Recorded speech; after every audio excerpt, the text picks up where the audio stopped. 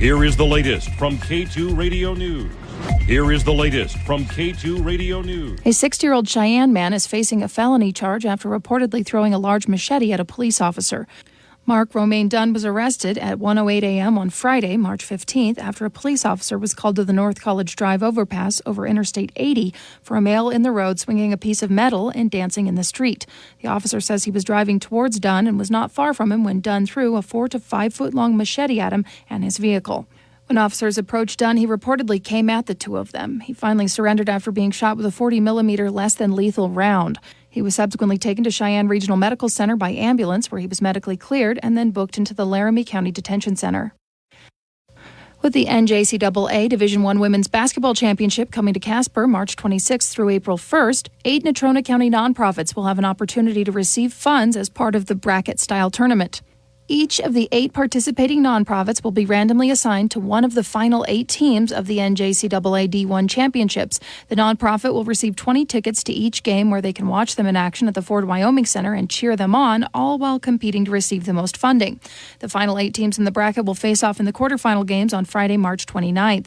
The nonprofits that do not advance will receive $1,000 each, while the 4 remaining nonprofits will be eligible for $3,000 in the semifinal round. Then the winning team's nonprofit will receive $8,000. And the second-place team will get $5,000.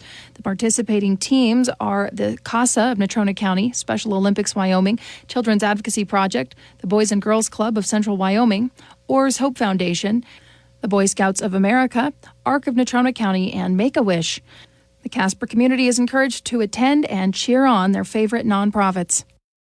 This morning is the annual NFL Pro Day for the University of Wyoming's football team. The doors open to the Cowboys' indoor practice facility at 8:45 a.m., where the public attended.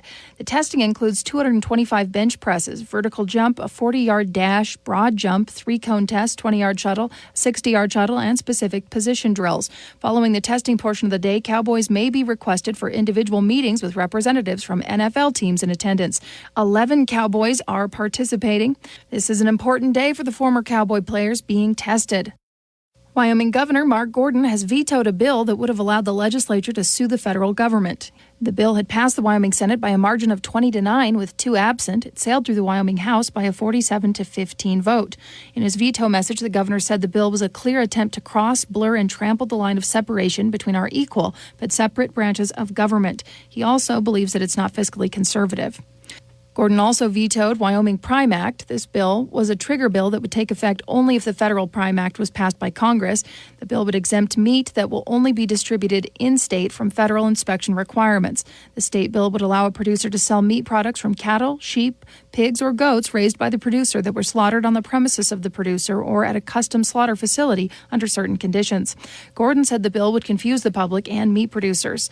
April 1st is going to kick off Distracted Driving Awareness Month, and the Evansville PD has already started bringing the issue to your attention. They recently put out some eye-opening facts, including that 9 Americans die every day because they choose to drive and not fully pay attention to the road. 60% of severe teen car accidents are a result of distracted driving. 3 seconds of driving at 65 miles per hour is the same as driving the length of a football field while blindfolded, and using your phone while driving increases the risk of an accident by 400%. Besides texting, other forms of distracted driving include eating or drinking, messing with the radio, talking to passengers, daydreaming, rubbernecking an accident, and singing.